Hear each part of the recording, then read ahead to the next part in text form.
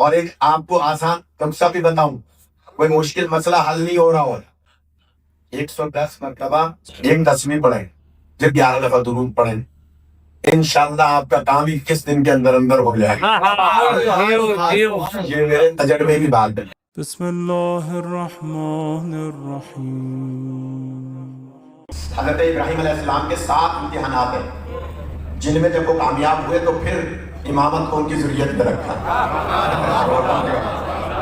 سب سے پہلا امتحان تھا بتوں کو توڑنا، کہ جب فرعون کے گویا نمرود کے بتوں کو حضرت ابراہیم علیہ السلام نے توڑا، اور پھر انہی کی گردن میں وہ کلاڑی رکھ دی کہ جس سے بت کو توڑا، اور پھر شیطان کے مشورے سے نمرود نے حضرت ابراہیم علیہ السلام کو منجنیق بنا کر لکڑی اور رسیوں کی ہزاروں میل تک آگ روشن کی گئی تھی، مہینوں کو آگ روشن کی، اور اس میں پھینکنے کے لیے شیطان نے مشورہ کیا دیا تھا کہ ان کو رسیوں میں باندھ کے اور چکر دلاؤ بے تحاشا، اور پھر آگ کی طرف پھینک دو، اڑتے ہوئے جائیں گے، آگ میں جا کے جل جائیں گے۔ یہ دوسرا امتحان حضرت ابراہیم علیہ السلام کا۔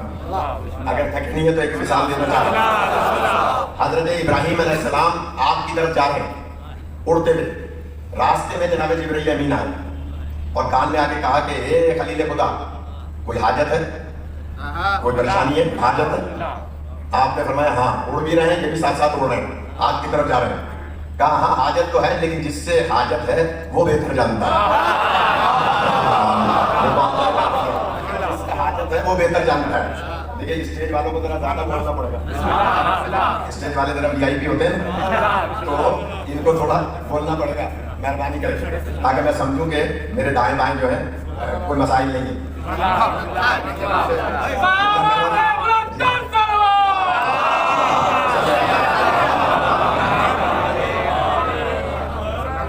فرشی عذاب پہ سب ایک ہیں، یہ تو میں ان کو آمادہ کرنے کے لیے کہہ رہا ہوں، کوئی یہ نہ سوچے کہ بھائی اس دروازے پہ جو بھی آتا ہے وہ حور بن جاتا ہے۔ اس فرشی عذاب کی جو سیک ہے نا، سیک بیٹھنے کی سیک، وہ جلا بخشتی ہے، وہ شعور بلند کرتی ہے۔ ہم کیوں مجلس زمین پہ کرتے ہیں؟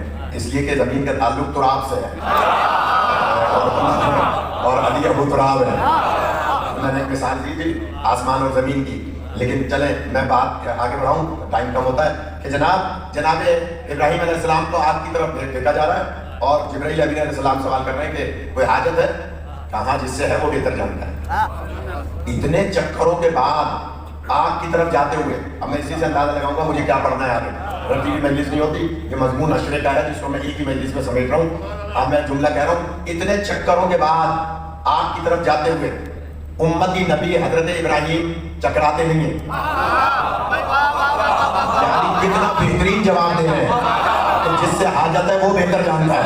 میں جملہ کہوں گا، مسلمانوں عقل سے کام لو، جب ابراہیم جو امتی نبی ہے اتنے چکروں کے بعد چکراتے نہیں ہیں، فخر انبیاء معمولی بخار میں ہزیان کیسے؟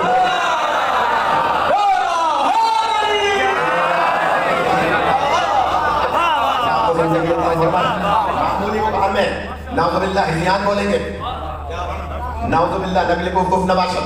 اور حضرت ابراہیم علیہ السلام جا رہے ہیں، عجیب و غریب روایت ہے، نمرود کی بیٹی رازا، اس کا نام تھا رازا، وہ اپنی چھت پہ کھڑی تھی بالا خانے میں، وہ پکار کے کہتی ہے اے ابراہیم، یہ میں کیا دیکھ رہی ہوں؟ یہ آگ گلزار ہوگی اور پھولوں کا تخت سجا ہوا ہے اس آگ کی جگہ، اور وہاں میں کوئی پہلے سے نورانی شخصیت بیٹھے ہوئے دیکھ رہی ہوں۔ غور کیجئے گا، یہ نورانی شخصیت کا پتہ نہیں چلا، لیکن جب مولا کا ہم نے ایک خطبہ پڑھا تو مولا فرماتے ہیں میں ہی تو وہ ہوں جس کی وجہ سے آدم کی توبہ کو قبول کیا گیا اور ابراہیم کی آگ کو گلزار بنایا۔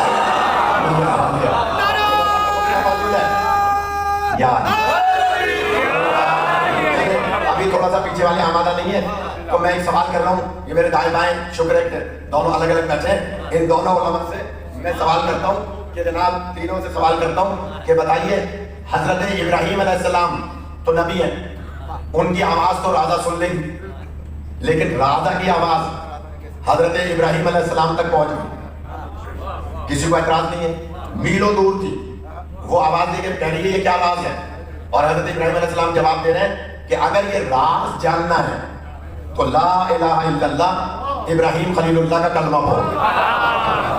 اب میں جملہ کہوں گا کہ کوئی ناراض ہو تو بے شک ہو جائے. پتہ چلا کہ انبیاء نمرودوں کی بیٹیوں سے ایسے ہی کلمہ پڑھوایا کرتے ہیں. جو پہنچ جائے وہ پہنچ جائے. اس طرح سے کلمہ پڑھوایا کہ حضرت ابراہیم فرماتے ہیں کلمہ پڑھو. باپ ہے نمرود جو اپنے آپ کو خدا کہتا ہے, اور رازا وہاں بیٹھی بھی کلمہ پڑھی, لا الہ الا اللہ ابراہیم خلیل اللہ. جیسے ہی کلمہ پڑھا رازا سے کہا اڑتی بھی آ جاؤ. ابراہیم فرماتے ہیں اڑتی بھی آ جاؤ. آپ کو میں حوالے دے دیتا ہوں, کچھ لوگوں کے چہرے میں دیکھ رہا ہوں یہ متغیر ہو رہے ہیں. جناب علامہ نظم الحسن کرراجی صاحب کی تاریخ اسلام اٹھا کے دیکھ لیں, موجودہ دور کی جو مل جائے. متقدمین علماء کی بات نہیں کر رہا, دائرے وحی سے انہوں نے لیے ہیں روایات. علامہ فروغ کاظمی انڈیا کے عالم ہیں, ان کی کتاب ہے تاریخ اسلام. علامہ بشیر ٹیکسلا صاحب کی لکھی تاریخ اسلام, ان کتابوں میں یہ روایت موجود ہے کہ رازا اڑتی بھی آئی اور تخت پر آ کر بیٹھ گئی. اب میں آپ سے ایک سوال کر رہا ہوں کہ جناب رازا ابراہیم علیہ السلام کی آواز پر اڑ کے آ سکتی ہے, علی مدینے سے خیبر نہیں آ سکتا؟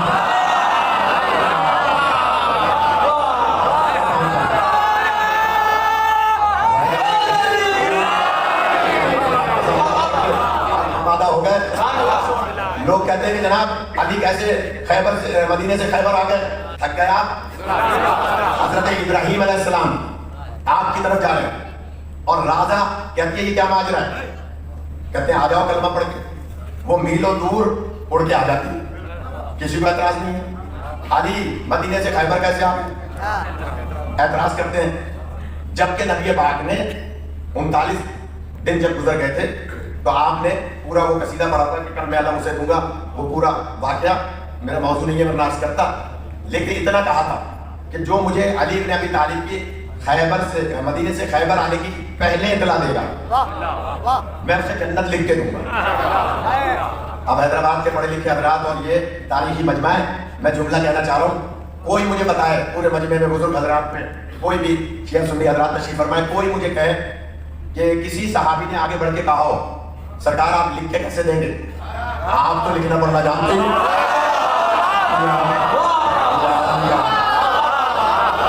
آپ سے نامت رکھتے بھائی, آپ کہتے ہیں نا امی کی معنی ان پڑھ, والذی بعث فی الامیین رسولا منھم یتلو علیہم آیاتہ, یہ ہے نا سورہ جمعہ کہ جناب امی کی معنی نعوذ باللہ ان پڑھ.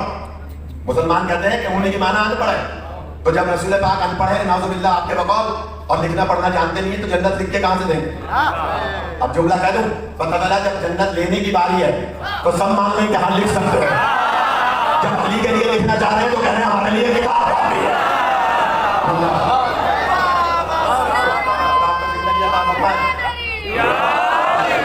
زندہ رہے کہ جناب نبی فرماتے ہیں جو مجھے علی کے آنے کی سب سے پہلے اطلاع دے گا میں اسے جنت لکھ کے دوں گا. سارے صحابہ نہ ہو تاریخ میں ذمہ دار مدینے کی طرف دیکھ رہے ہیں کہ علی آئیں گے, ہم سرکار سے کہیں گے ہم نے نکاح پہلی نکاح میری پڑھی ہے لہٰذا لائیے مجھے جنت لکھ کے دیں.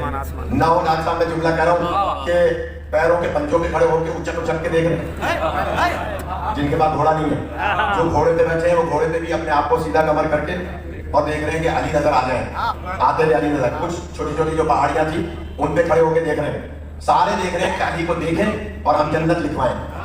اب میں ان سے کہوں گا جملہ جو دیواریں کالی کر رہے ہیں کہ میں نوکر صحابہ تھا,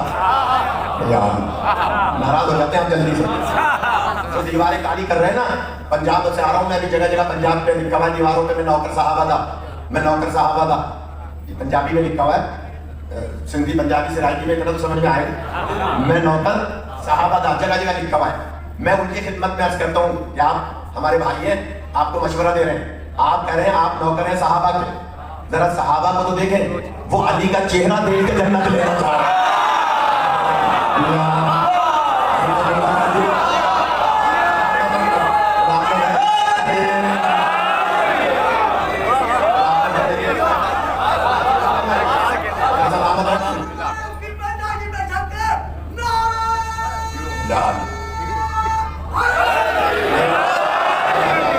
سلامت رکھے, خدا زندگی عطا فرمائے. کہ صحابہ اچک اچک کے دیکھ رہے ہیں, جو پہلے علی کا چہرہ دیکھے گا آگے جنت لے گا.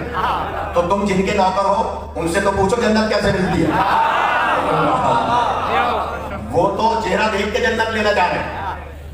جناب سلمان فارسی آسمان سے کہا ہے میں نے, آسمان کی طرف دیکھ رہے ہیں. ایک مشہور صحابی, نام نہیں لوں گا میں, ایک سازش کے تحت یہ کہا جا رہا ہے کہ اگر کسی کا بھی نام لے لیا تو ایف آئی آر کر جائے گی. اور فرما رہے لہذا باقاعدہ پلانی کے ہم سمجھتے ہیں. ایک مشہور صحابی آئے جناب سلمان فارسی کے پاس اور کان میں کہنے لگے سلمان سارے تو مدینے کی طرف دیکھ رہے ہیں, آپ آسمان کی طرف کیا دیکھ رہے ہیں؟ سیدھے آ گئے. سلمان کہتا ہے یہ تمہاری بات پرانی عادت ہے, یہ اس بات کی پرانی عادت ہے. 300 سال سے زیادہ کی ایج ہے جناب سلمان کی. اس وقت 310 یا 312 سال کی ایج تھی جب یہ بات ہے. لہذا وہ کہتے ہیں تم بوڑھے ہو گئے, اسے کیا گئے ہو. علی آئیں گے مدینے سے, ان کی آنکھوں میں آنسو کے چشمے, تو وہ مدینے سے آئیں گے, یہ آسمان پہ کیا دیکھ رہے ہو. تو سلمان اس کے کان میں جواب دیتے ہیں یہ راز اگر میں نے تمہیں بتا دیا تو جنت تو تم لے لو گے.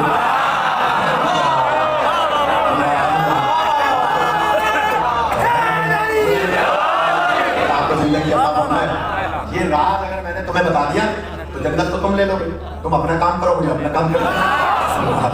سارے کے سارے مدینے کی طرف دیکھ رہے ہیں, سلمان آسمان کی طرف دیکھ رہے ہیں. اللہ صبح فجر سے پہلے آسمان سے ایک ستارہ آتا ہوا دکھائی دیا.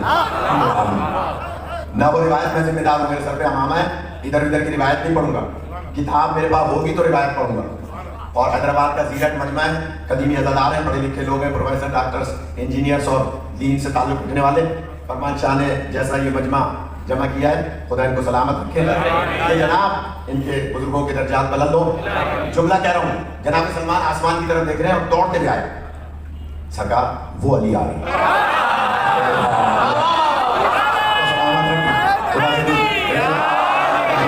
اس کے دل میں ولایت علی ہے, کہا کہ وہ علی آ رہے ہیں. سلمان نے جیسے کہا سرکار نے اوپر دیکھا, کہاں ہے تو علی. میں ذمہ دار ہوں, مگر سلمان تم نے کیسے سمجھا کہ یہ علی ہے؟ کہ سرکار آپ نے رات فرمایا تھا کل میں علم اسے دوں گا جو اللہ اور رسول کو دوست رکھتا ہوگا. چلے سنائی تمہیں یہ, کوئی ناراض نہ ہو. کل میں علم اسے دوں گا جو اللہ اور رسول کو دوست رکھتا ہوگا. اس کا مطلب ہے کل تک جو جاتے رہے وہ اللہ اور رسول کو دوست نہیں رکھتے.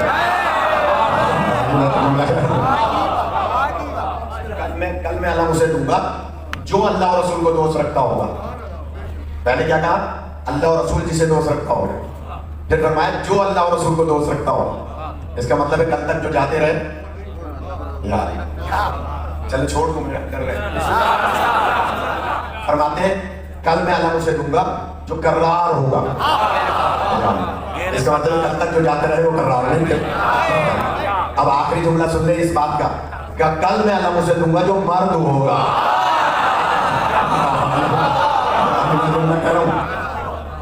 حضرت عمر رضی اللہ تعالیٰ عنہ کہتے ہیں کہ علی ابن ابی طالب کو جو سینکڑوں فضیلتیں اللہ نے عطا فرمائی, ان میں سے 3 اور ان 3 میں سے ایک بھی مجھے مل جاتی تو میرے زمین و آسمان کے لیے کافی تھی, قیامت تک کے لیے کافی تھی.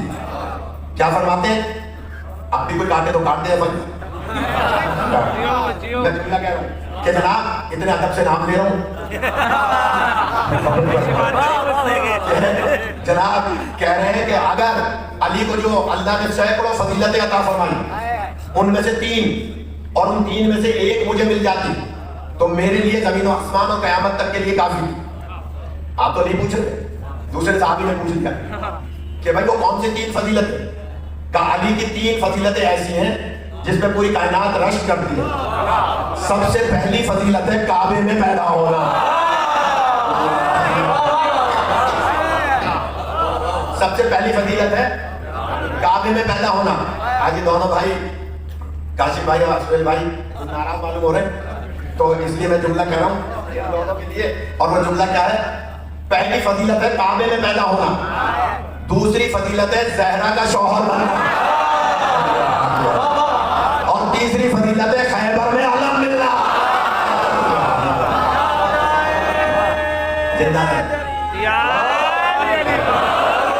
सलामत रखे।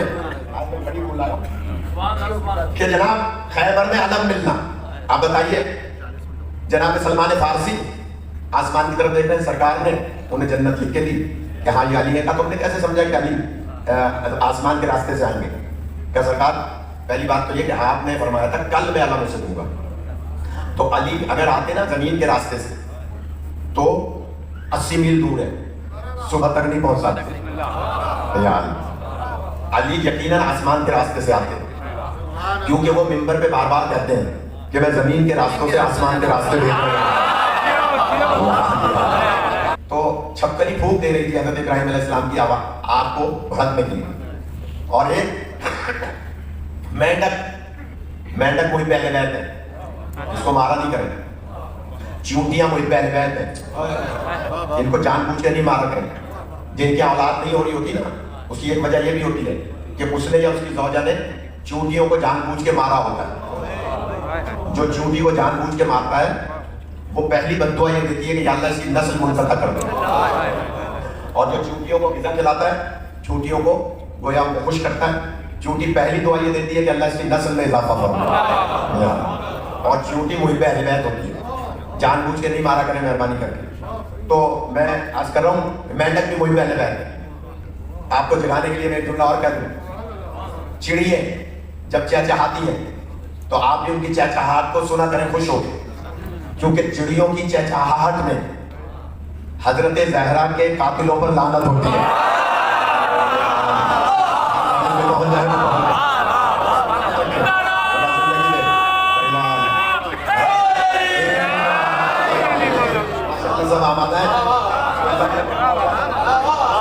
कि जनाब चिड़िया चहचहाती है तो बीवी के कातिलों पे लानत करती है।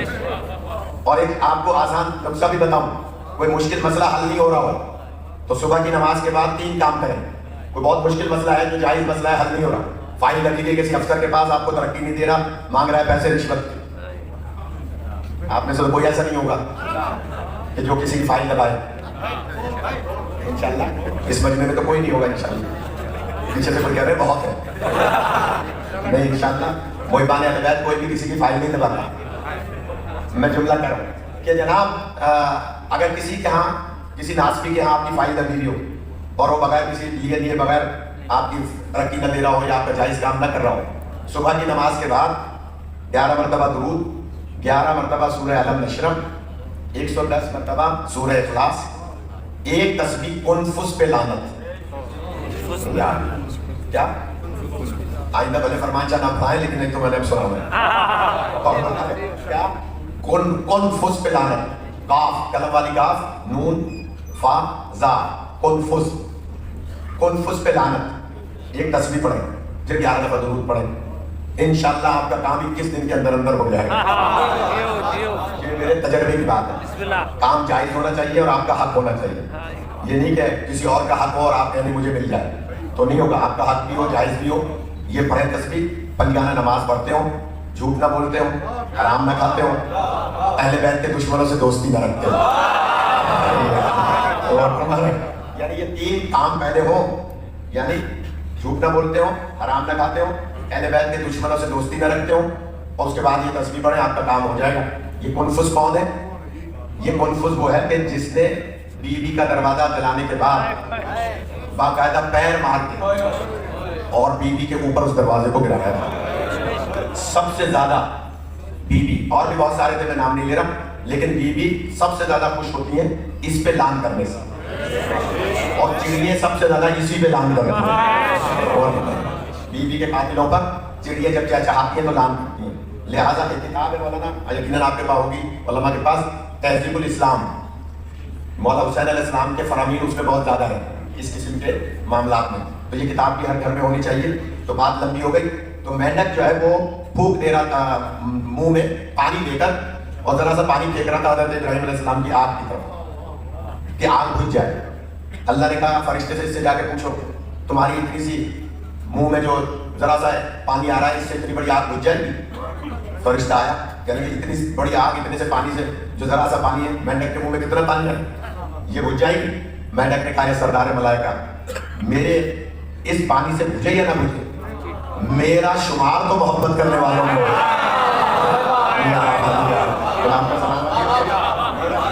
محبت کرنے والوں میں ہو جائے گا۔ لہذا حضرت ابراہیم علیہ السلام کی بات ذرا لمبی ہو گئی۔ جب حضرت ابراہیم علیہ السلام کا امتحان مکمل ہو گیا تو اللہ نے وعدہ کیا کہ یہ تمہاری نسل میں امامت رہے گی، لیکن ظالموں تک نہیں جائے گی۔